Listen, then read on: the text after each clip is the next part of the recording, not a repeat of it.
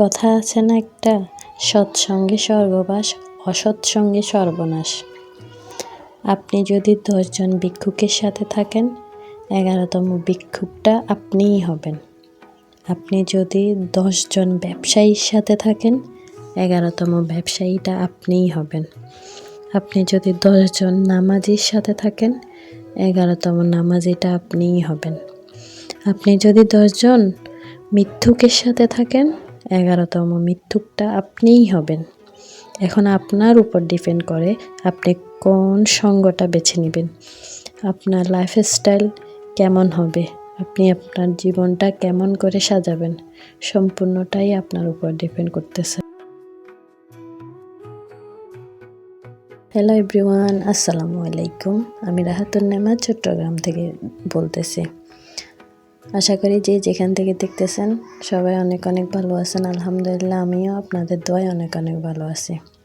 চলে আসলাম আর একটি নতুন ভিডিও নিয়ে। ভিডিওটা সম্পূর্ণ দেখবেন এবং ভালো লাগলে একটি লাইক, সাবস্ক্রাইব ও কমেন্ট করে যেতে ভুলবেন না।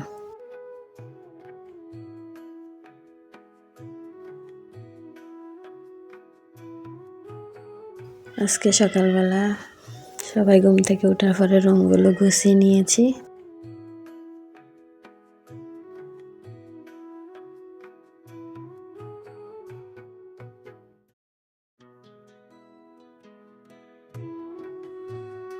আজকে ননদের শ্বশুর আসছে, তো ওনার জন্য নাস্তা বানাইতেছি। আমাদের চট্টগ্রামের এটা ট্র্যাডিশনাল খাবার বলা যায়।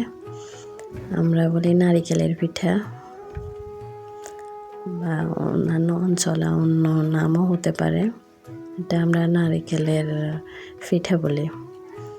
তো ওনার জন্য এই নাস্তাটা নারিকেলের পিঠা বানানো হচ্ছে মেহমানের জন্য। আপনাদের কোন অঞ্চলে এই পিঠাকে কি বলে অবশ্যই কমেন্ট করে জানাবেন। এই তো অনেকগুলা পিঠা তৈরি করতেছি। সবাই পিঠাগুলো মেহমানকেও দিব, আবার আমরা সবাই ঘরের সবাইও খাবো। পিঠাগুলো কিন্তু অনেক মজা হয়েছে, আলহামদুলিল্লাহ। সবাই মিলে একসাথে করতেছি। তো আবার এই পিঠাকে বলি আমরা তক্তি পিঠা। তো এটাও অনেক মজা হয়েছে। এগুলা সবগুলোই মিষ্টি পিঠা। তো তাড়াতাড়ি একটু কমেন্ট করে জানান তো আপনাদের কোন অঞ্চলে এটাকে কি পিঠা বলে।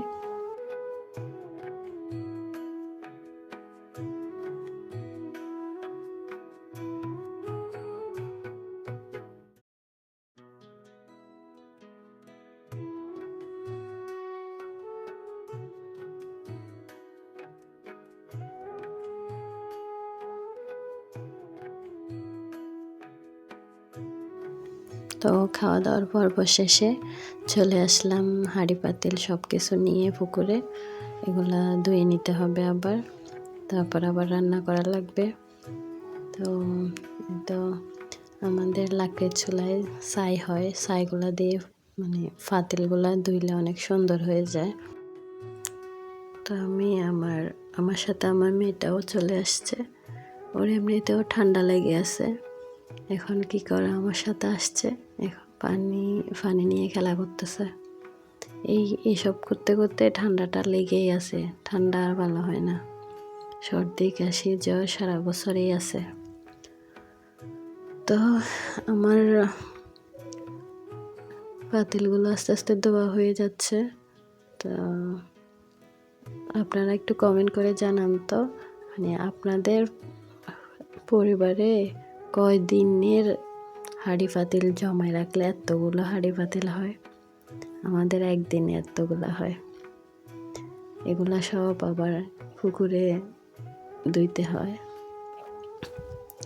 আমারও অনেক ঠান্ডা লেগে আছে, গলাটা একদম বসে আছে, কথা বলতে অসুবিধা লাগতেছে।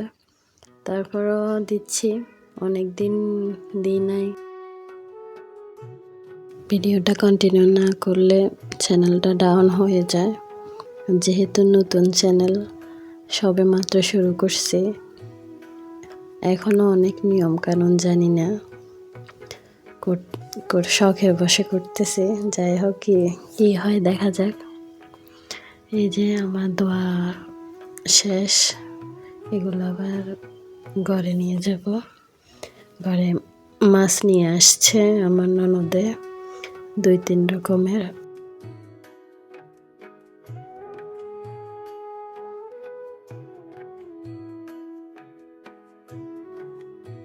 দুই রকমের চিংড়ি মাছ, লইট্টা মাছ। আমার কিন্তু লইট্টা ফিশ অনেক পছন্দ। লইট্টা মাছের ঝোলটা দিয়ে আমি ভাত সব খেয়ে ফেলতে পারবো। আমার লইট্টা মাছটা এতটা বেশি ভালো লাগে। এগুলো আবার সবাই মিলে কুটে ধুয়ে নিতে হবে। আমার ননদে মাছ অলরেডি কতগুলো কুটে ফেলছে, আর এগুলো আমরা সবাই মিলে করব। এই তো এভাবে আজকে সারাদিনটা যাবে।